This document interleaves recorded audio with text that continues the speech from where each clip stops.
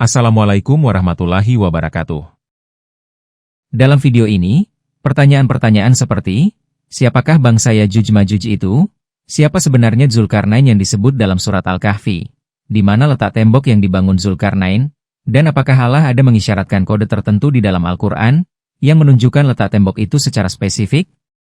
Semua pertanyaan ini akan saya jawab dengan penjelasan yang benar-benar baru, yang saya yakin belum pernah dibahas oleh siapapun. Silakan kamu cermati dan kamu tentukan sendiri, apakah penjelasan saya dalam video ini valid atau tidak. Agar kamu dapat dengan mudah menyimak isi video ini, saya telah menyusun konten video ini dalam beberapa segmen, sehingga kamu dapat skip dan melompat ke bagian tertentu yang kamu ingin cermati secara khusus. Baiklah, mari kita mulai. Yajuj-Majuj, atau yang biasa juga disebut Gog-Magog dalam literatur barat, adalah subjek yang menempati posisi penting dalam literatur apokaliptik agama Samawi. Literatur yang tersedia menunjukkan bahwa mereka adalah manusia biasa seperti kita. Dalam kitab Yehezkiel misalnya, disebutkan, Gog berasal dari tanah Magog, pangeran utama Meseh dan Tubal. Selama ribuan tahun, Yajuj-Majuj telah menjadi fokus perhatian para penafsir, yang mencoba mengaitkannya dengan suatu bangsa atau tempat tertentu. Pada abad pertama Masehi, sejarawan Yahudi Josephus, misalnya, mengklaim bahwa Yajuj-Majuj adalah suku bangsa Skythia yang bermukim di sekitar wilayah Laut Hitam. Mereka keturunan Magog, putra dari Yafet bin Nuh. Menurutnya, orang Yunani menyebut mereka Skythia Magogia. Getika Jordans, seorang birokrat Romawi Timur abad ke-6 menyebutkan Magog sebagai nenek moyang orang Goth. Uskup Johannes Magnus, seorang teolog dan sejarawan, menyatakan bahwa Magog bermigrasi ke Skandinavia 88 tahun setelah banjir, dan bahwa kelima putranya adalah Sweno, Gethar, Ubbo, Thor, dan Jerman. Laporan Uskup Magnus ini diterima di Istana Swedia untuk waktu yang lama, dan bahkan menyebabkan nomor dinasti Raja Swedia diberi nomor yang sesuai. Ratu Kristina dari Swedia menganggap dirinya sebagai nomor 249 dalam silsilah raja-raja yang berakar pada Magog. Magnus juga mempengaruhi beberapa sejarawan kemudian seperti Daniel Juslenius, menyatakan bahwa akar Finlandia juga dari Magog.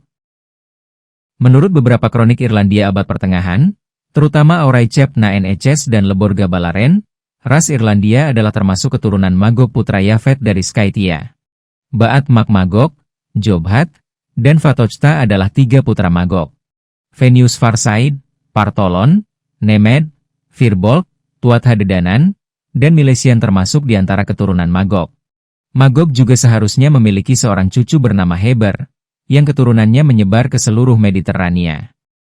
Ada juga legenda Hongaria abad pertengahan yang mengatakan Hun, yakni bangsa nomaden yang tinggal di Asia Tengah, Kaukasus, dan Eropa Timur antara abad ke-4 dan ke-6 Masehi, serta Magyar, etnis asli Hongaria, adalah keturunan dari saudara kembar bernama Hunor dan Magor, yang tinggal di tepi Laut Azov pada tahun-tahun setelah banjir. Versi legenda ini pada abad ke-14 menyamakan Magor ini dengan Magog, putra Yafet.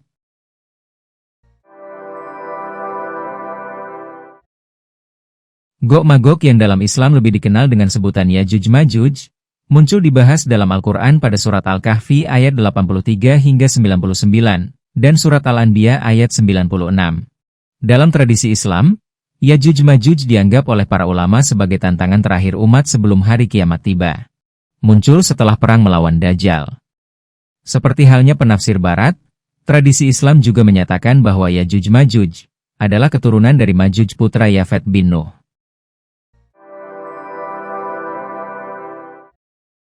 Uraian identifikasi yang akan saya ulas ini belum pernah disampaikan oleh siapapun. Ini tampaknya disebabkan oleh karena kurangnya pencermatan bunyi ayat 86-99 surat Al-Kahfi sebagai ayat yang sangat mungkin mengisyaratkan sebuah tempat. Karena ini adalah interpretasi pribadi dari saya, yang belum pernah dikonfirmasi ulama manapun, maka, bagi yang ingin memberikan tanggapan, kritik ataupun saran, silakan menyampaikannya di kolom komentar. Setelah menyelami dengan saksama bunyi ayat 86-99 surat Al-Kahfi, dan menyelaraskannya dengan literatur-literatur terdahulu yang tersedia, dalam pikiran saya akhirnya terbentang pemahaman seperti ini. Orang yang disebut dengan nama Zulkarnain dalam Al-Quran Surat Al-Kahfi, tidak lain adalah Raja Cyrus the Great, yang dalam Alkitab disebut dengan nama Kores, orang yang diurapi. Hipotesis ini sejalan dengan makna nama Zulkarnain yang secara harfiah berarti pemilik dua tanduk. Secara bahasa, istilah Dual Karnain dalam bahasa Arab berarti pemilik dua tanduk, di mana kata karn, selain bermakna tanduk, juga memiliki konotasi kekuasaan atau dominasi. Demikianlah, kita dapat melihat bahwa bentuk kor pada nama Kores dan bentuk kar pada nama Zulkarnain pada dasarnya identik secara fonetis. Sebutan nama Kores dalam Alkitab umumnya dimaknai sebagai matahari dan tahta. Ini, pada dasarnya adalah bentuk analogi yang sinonim dengan analogi tanduk yang mengandung makna penguasa. Tanduk adalah simbol universal untuk kekuasaan, bukan hanya dalam bahasa Arab, tapi juga dalam ikonografi Persia, Mesopotamia, dan bahkan Yunani. Alexander Agung pun digambarkan bertanduk dua dalam koin-koin kuno. Tapi justru itu mungkin adalah peniruan dari tradisi Persia yang lebih tua, bukan sebaliknya. Pendapat bahwa sosok Zulkarnain yang disebut dalam Al-Quran merujuk pada Raja Cyrus, sebenarnya telah pula disampaikan beberapa orang ulama Islam. Mereka umumnya berpendapat bahwa sosok Raja Cyrus yang terkenal adil dan saleh, sebagaimana yang disebut dalam banyak literatur kuno, sesuai dengan karakter Zulkarnain dalam Al-Kahfi. Ini berbeda dengan sosok Alexander the Great yang tumbuh dan hidup dalam tradisi Makedonia kuno yang politeistik, menyembah banyak dewa, seperti Zeus, Ares, Hera, dan Poseidon. Bahkan dalam beberapa catatan, disebutkan bahwa Alexander mengklaim dirinya sebagai putra dewa Mesir, Amun-Ra, dan meminta untuk didoakan.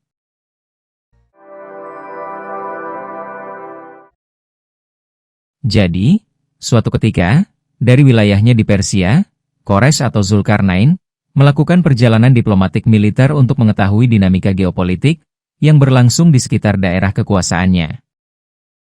Pertama-tama, ia mengunjungi bangsa Magog atau Majuj yang bermukim di sekitar Laut Hitam. Hal ini diisyaratkan dalam ayat 86 Surat Al-Kahfi, yang berbunyi, hingga ketika dia telah sampai di tempat matahari terbenam, dia melihat matahari terbenam di dalam laut yang berlumpur hitam, dan di sana ditemukannya suatu kaum. Kami berfirman, wahai Zulkarnain, engkau boleh menghukum atau berbuat kebaikan kepada mereka. Dalam terjemahan internasional, bunyi Tagrubu Fiainin Ami Atin diterjemahkan menjadi, terbenam di badan air yang gelap. Sementara dalam terjemahan Indonesia, terbenam di dalam laut yang berlumpur hitam. Kedua bentuk terjemahan ini saya pikir sama saja. Bagaimanapun, ini adalah kalimat isyarat, yang setelah saya cermati, ada kemungkinan merujuk pada Laut Hitam. Sampai di sini, pertanyaan yang mungkin muncul adalah, apa hubungan kaum Majuj dengan Majusi, yakni orang-orang penyembah api? Jawabnya, sangat erat. Bahkan bisa dikatakan bahwa bangsa Majuj, tidak lain adalah orang Majusi. Perlu dipahami, bahwa sebutan Majusi tidak bisa hanya disematkan pada penyembah api di wilayah Persia saja, sebagaimana yang dipahami orang-orang awam selama ini. Pertanyaannya, apakah orang Hun dan beberapa bangsa yang mendiami wilayah sekitar Laut Hitam dan Laut Kaspia tidak menyembah api di masa kuno? Mari kita periksa beberapa fakta berikut ini secara serius. Bangsa Skythia, yang diklaim oleh sejarawan Yahudi, Josephus, sebagai bangsa Magog, adalah bangsa penyembah api. Sejarawan Herodotus mencatat bahwa Skythia memiliki praktik pemujaan api. Dewa tertinggi mereka, Tabiti, adalah dewi perapian dan api, dianggap sebagai yang paling suci di antara semua dewa mereka. Ini bukan sekadar ritual, ini adalah pusat kosmologi mereka. Bangsa Sarmatia, kerabat dekat Skythia, juga dikenal sebagai pemuja api. Beberapa catatan Romawi menyebut ritual api mereka secara eksplisit. Bangsa Alan, keturunan Sarmatia, yang mendiami kawasan Kaukasus dan sekitar Laut Kaspia, tercatat dalam sumber-sumber Romawi dan Persia melakukan praktik pemujaan api. Bangsa Hun, yakni konfederasi suku nomaden tangguh dari Asia Tengah, yang bermigrasi ke Eropa Timur pada abad ke-4 Masehi, diketahui bahwa pemujaan api dan matahari ada di antara praktik spiritual mereka. Demikianlah, selama ini, kebanyakan sarjana mengasosiasikan Majusi secara eksklusif dengan Persia. Tapi secara definitif, Majusi adalah penganut pemujaan api, bukan identitas etnis. Fakta historis menunjukkan bahwa pemujaan api adalah tradisi yang tersebar luas di seluruh kawasan stepa Eurasia, dari bangsa-bangsa di sekitar Laut Hitam, Laut Kaspia, hingga Asia Tengah.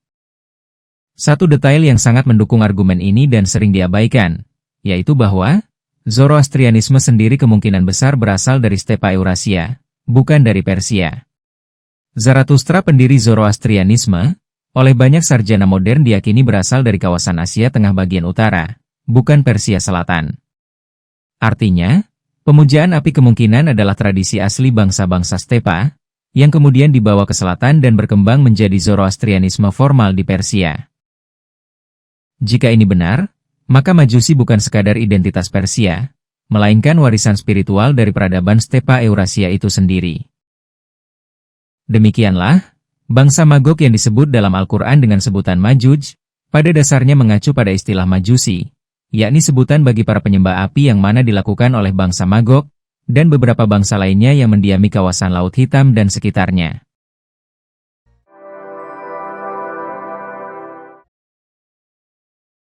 Setelah meninggalkan wilayah bangsa Majuj, Zulkarnain melanjutkan perjalanannya ke arah timur. Ia kemudian bertemu dengan bangsa Yajuj atau yang disebut sebagai bangsa Yuji oleh orang-orang Cina. Bangsa Yuji adalah bangsa nomaden kuno yang awalnya mendiami wilayah Gansu, barat laut Tiongkok, sebelum abad kedua sebelum Masehi.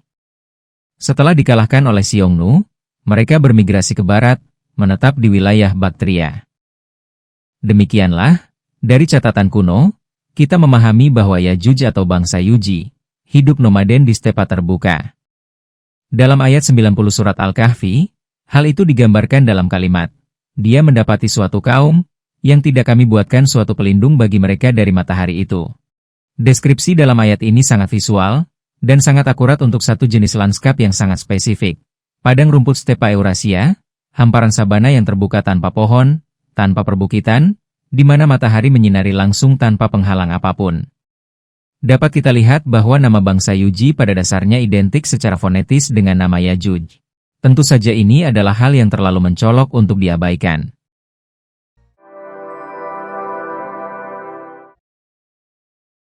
Setelah bertemu Yajuj di stepa, Zulkarnain melanjutkan perjalanannya lebih jauh ke timur. Dan disinilah kita sampai pada ayat yang paling menarik dari seluruh narasi ini, ayat 93 surat Al-Kahfi, yang berbunyi, hingga ketika dia sampai di antara dua gunung, dia mendapati di hadapannya suatu kaum yang hampir tidak mengerti pembicaraan. Hampir tidak mengerti pembicaraan. Siapakah kaum ini? Mereka tidak lain adalah bangsa Cina. Alasannya sederhana namun kuat, yaitu bahwa bahasa Cina adalah salah satu sistem bahasa yang paling terisolasi secara linguistik di dunia kuno. Tidak ada kesamaan struktural maupun kosakata antara bahasa Cina dengan bahasa-bahasa yang berkembang di Asia Tengah dan Timur Tengah, baik rumpun Indo-Eropa maupun Semitik. Seorang Persia yang bertemu orang Cina pada abad ke-6 sebelum Masehi, benar-benar tidak akan memahami sepatah kata pun, dan begitu pula sebaliknya. Deskripsi, hampir tidak mengerti pembicaraan, bukanlah penghinaan. Ia adalah observasi linguistik, yang sangat akurat untuk menggambarkan pertemuan antara dua peradaban, yang sistem bahasanya benar-benar tidak memiliki titik temu. Adapun frase dua gunung yang disebut dalam ayat tersebut, merujuk pada kawasan perbatasan antara stepa Eurasia dan dataran Cina, yang memang ditandai oleh sistem pegunungan yang membentuk celah-celah strategis. Salah satu kawasan yang paling relevan adalah koridor Gansu, yakni lorong sempit antara pegunungan Tibet di selatan dan Gurun Gobi di utara, yang secara historis adalah jalur utama yang digunakan bangsa-bangsa nomaden untuk menekan masuk ke wilayah Cina.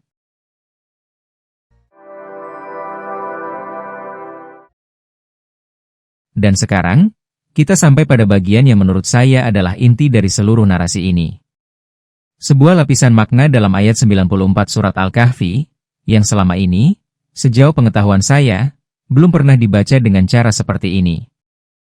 Ayat 94 surat Al-Kahfi, berbunyi, mereka berkata, "Wahai Zulkarnain, sesungguhnya Yajuj dan Majuj adalah kaum yang berbuat kerusakan di muka bumi. Bolehkah kami membayarmu dengan syarat kamu membuatkan dinding penghalang antara kami dan mereka?" Selama ini, ayat ini dibaca sebagai permintaan sederhana, sebuah transaksi. Kami bayar, kamu bangun tembok. Tapi saya ingin mengajukan pembacaan yang berbeda. Bayangkan konteksnya secara geopolitik.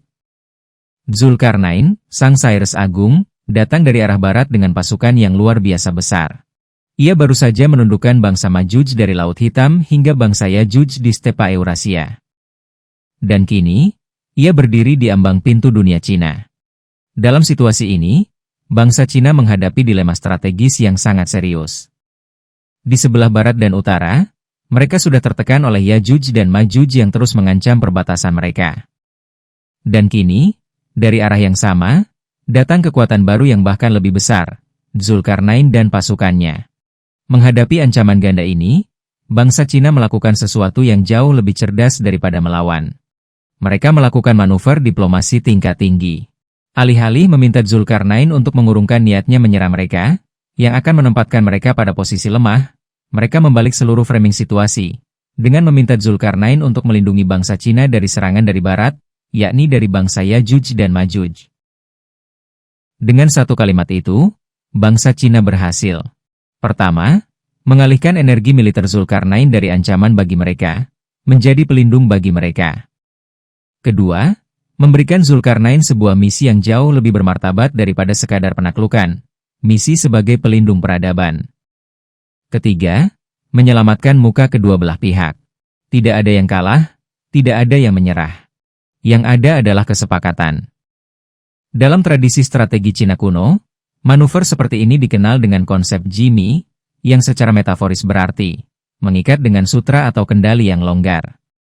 Ini adalah strategi merangkul kekuatan yang berpotensi menjadi musuh, dengan memberikan mereka peran dan kehormatan, sehingga mereka berbalik menjadi sekutu.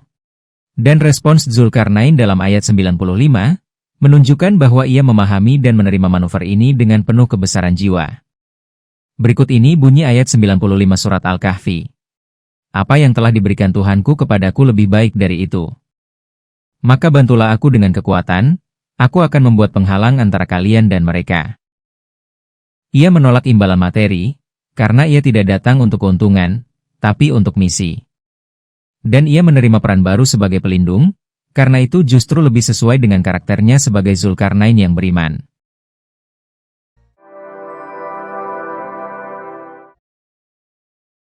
Jika skenario ini benar, bahwa tembok Zulkarnain adalah hasil kesepakatan diplomatik antara Raja Cyrus dan bangsa Cina, maka pertanyaan selanjutnya adalah, di manakah tembok itu dibangun?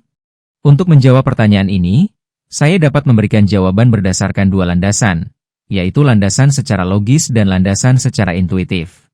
Secara logis, saya dapat mengajukan usulan bahwa sangat mungkin jika lokasi tembok itu berada di kawasan perbatasan barat Cina, tapi bukan tembok besar yang megah dari era dinasti Ming yang kita kenal hari ini, melainkan tembok-tembok pertahanan paling awal yang dibangun di era Warring State atau awal dinasti Qin. Sebagai penghalang serangan dari arah barat, maka tembok itu semestinya dibangun di kawasan Gansu dan Xinjiang Barat, yang merupakan koridor atau jalur yang menghubungkan dunia luar dengan wilayah Cina paling barat. Adapun jawaban saya yang berlandaskan intuitif, adalah sebagai berikut. Nomor ayat dalam surat Al-Kahfi, yang membahas tembok yang dibangun Zulkarnain adalah ayat 98. Berikut ini bunyinya. Zulkarnain berkata, tembok ini adalah rahmat dari Tuhanku. Apabila janji Tuhanku telah tiba, dia akan menjadikannya hancur luluh. Janji Tuhanku itu benar. Jika kita menggunakan nomor 98 ini sebagai sebuah petunjuk ilahi tentang sebuah koordinat garis bujur, maka, ini mengarahkan kita tepat ke provinsi Gansu Cina, di mana pada faktanya, di sanalah terletak ujung paling barat tembok besar Cina. Fakta historis juga mencatat bahwa kawasan Gansu memang adalah lokasi tembok pertahanan paling awal dalam sejarah Cina. Dibangun bukan oleh satu dinasti, tapi secara bertahap oleh berbagai kerajaan, yang semuanya menghadapi ancaman yang sama dari arah yang sama, bangsa-bangsa nomaden stepa dari barat dan utara. Pertanyaan yang paling wajar diajukan pada titik ini adalah, jika Cyrus benar-benar melakukan perjalanan sejauh ini, dan membangun tembok di perbatasan Cina, mengapa tidak ada satupun catatan Persia yang menyebutkannya? Jawaban saya sederhana, karena ini bukan penaklukan. Seluruh prasasti kemenangan yang kita temukan dari era Achaemenid, prasasti Behistun, Silinder Cyrus, dan lainnya, adalah catatan tentang penaklukan militer. Raja-raja kuno mencatat apa yang mereka taklukkan, bukan apa yang mereka sepakati melalui diplomasi. Jika Cyrus datang ke perbatasan Cina dan pulang dengan sebuah kesepakatan diplomatik, bukan dengan kemenangan militer, maka tidak ada yang perlu diukir di batu. Tidak ada bangsa yang ditaklukkan, tidak ada kota yang direbut, tidak ada raja yang berlutut. Yang ada hanyalah sebuah tembok yang dibangun, atas mandat bersama, menggunakan tenaga kerja lokal, dengan bahan baku yang tersedia di tempat, di sebuah kawasan yang letaknya jauh di luar orbit normal perhatian para sejarawan Yunani dan Persia. Dan ini justru konsisten dengan temuan historis yang ada. Titik paling timur yang secara resmi tercatat dari ekspansi Cyrus adalah Chiropolis, yakni kota yang dibangun Cyrus di tepi sungai Shirdaria, yakni di wilayah Tajikistan Utara pada hari ini. Dari Chiropolis ini, dalam konteks misi diplomatik yang tidak memerlukan pasukan besar, seorang utusan atau bahkan Cyrus sendiri, bisa saja melanjutkan perjalanan ke timur, ke perbatasan dunia Cina, tanpa meninggalkan jejak dalam catatan militer manapun. Demikianlah, dari beberapa ayat dalam surat Al-Kahfi, tergambar pada kita tentang perjalanan Zulkarnain, yang menemui 3 bangsa dalam perjalanannya itu.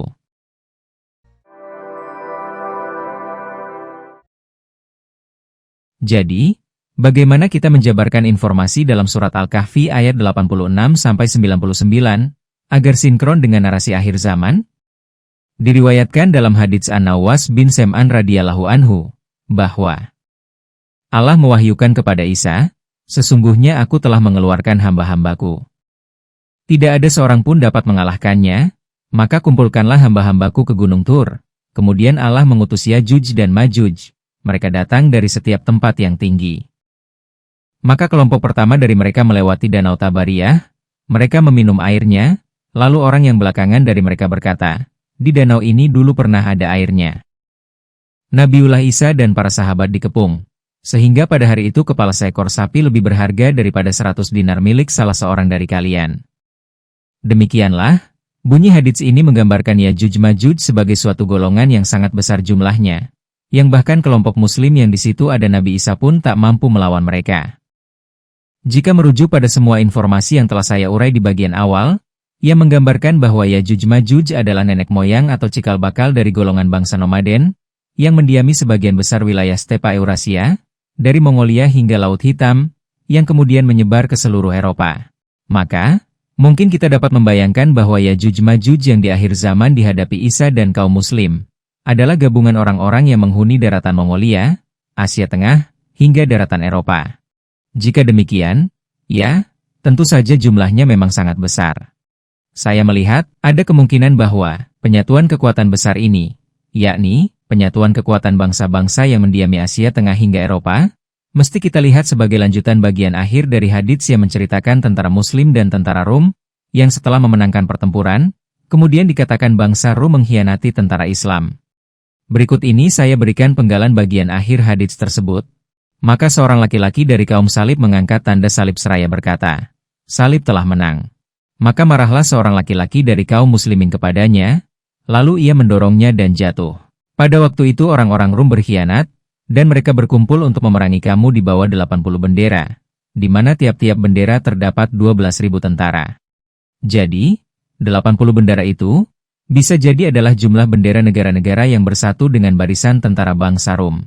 Karena saat ini, menurut catatan, jumlah negara di Asia adalah 48, dan jumlah negara di Eropa juga 48. Jika digabungkan, totalnya adalah 96 negara.